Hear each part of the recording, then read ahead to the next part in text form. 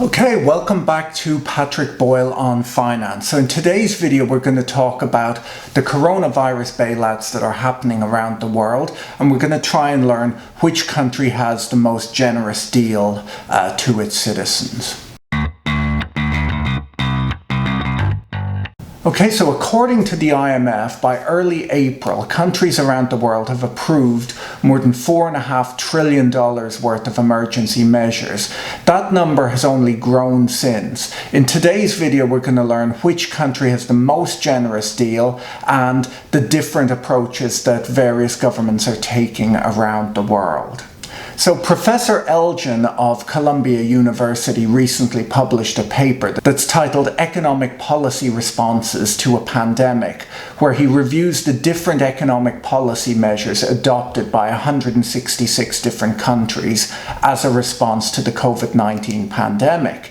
He then constructs an economic stimulus index that combines all of the adopted policy measures. In addition, he analyzes how hard hit various countries were by the pandemic and how that affects the extent of that country's economic policy responses. I'll put a link to his paper in the description below if you're interested in reading the full thing. Okay, so Japan's response to the pandemic has been amongst the most aggressive, with a spending package estimated at around 20% of the country's economy.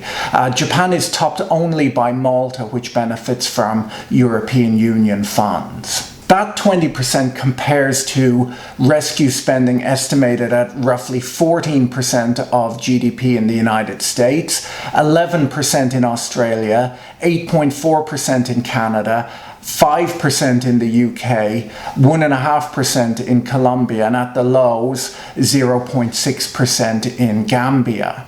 Now that's not all there is though, because that whole ranking changes if we measure other types of spending, such as central bank actions, if we take those into account. So in the biggest European countries, government pledges to guarantee new loans provided to businesses hurt by the shutdown has accounted for a major part of the response.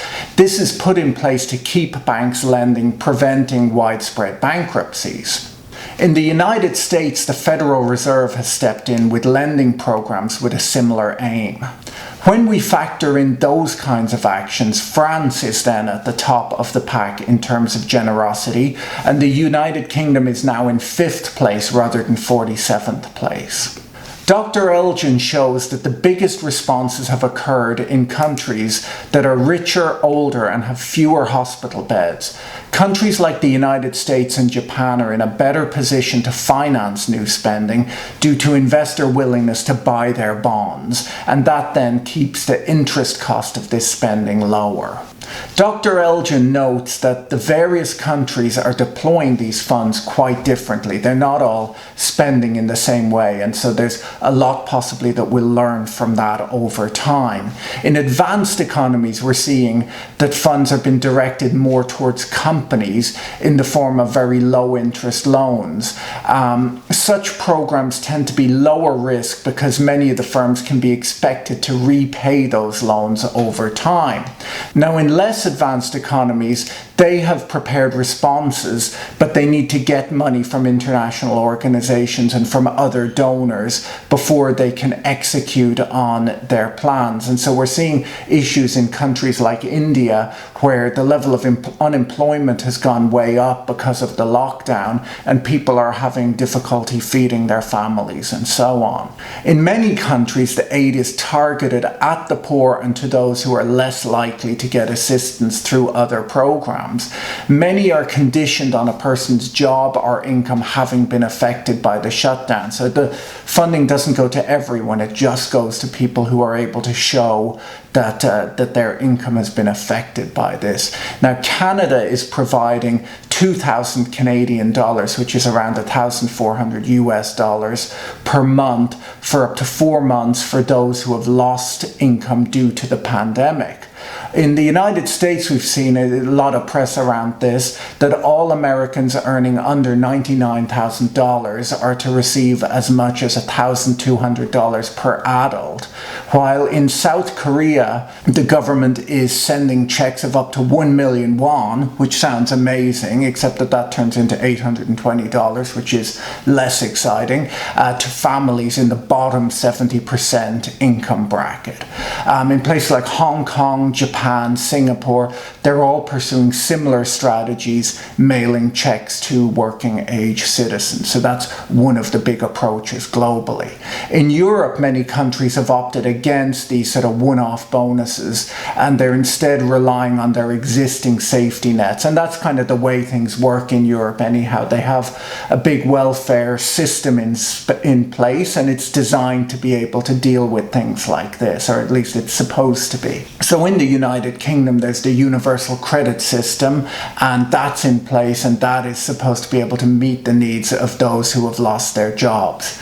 Now, another common strategy globally has been government programs that help cover payrolls for companies suffering from lockdown measures. And the idea of this is that if a company is able to retain its staff rather than laying them all off and having to hire them again, it'll allow the economy to bounce back much more quickly once the restrictions are lifted, because companies don't have to rehire new staff and retrain staff. So the idea is that there'll be a greater efficiency associated with that. Now, in the Netherlands, they have one of the most generous plans, pledging to replace up to 90% of wage costs for eligible companies, while in France they're offering to cover 84% of the gross wage and up to 100% if a worker makes minimum wage. So minimum wage workers in France can expect to be kept on by their employers simply because the government will be picking up the whole tab. In the UK, the scheme is going to pay 80% of earnings of furloughed staff up to £2,500 per employee per month for at least 3 months. In Canada, they're going to cover 75% of wages for up to 3 months. Now, the United States has taken a different approach, dedicating more than $650 billion to business loans, which don't have to be repaid if firms maintain staffing levels and spend the majority of the funds on wages within 2 months. So companies in the United States basically, I guess they either spend it all on wages and it gets forgiven, or if they don't spend it on wages and use it just to keep the company alive, I think they have to pay a very low interest rate on that, on the borrowing. So that's the US approach. The US Paycheck Protection Program, as it's known, has been overwhelmed by demand, as you can imagine, and there's been quite a bit of controversy over large companies sucking up much of the money, which had been pitched as a relief for small businesses. And some of this just relates to how the money is being released. You know, the federal government isn't good at kind of reaching out to individual companies and giving them money, and they decided that the banking system is best able to deal with this because banks already have relationships with all of these small businesses. And so in the US, they gave the money to the banks to pass on to the customers. But of course, banks have a different incentive scheme than governments do. And the banks, of course, are most worried about their big customers, right? Because they're going to get repeat business from those customers. And so the banks have essentially focused on servicing their most profitable customers first, which from a banking perspective probably makes sense, but doesn't make an awful lot of sense in terms of the idea to protect small companies and wages. So for now, many countries with the funds on hand have decided to err on the side of doing too much, and it's way too early right now to know what the long-term effect of these policies is likely to be. So you've made it now to the end of the video. The rules of YouTube, as I always point out, are that you have to hit the like button, and if you want to see more content like this, hit the subscribe button and the little bell button if you want to be notified. So see you guys soon, and goodbye.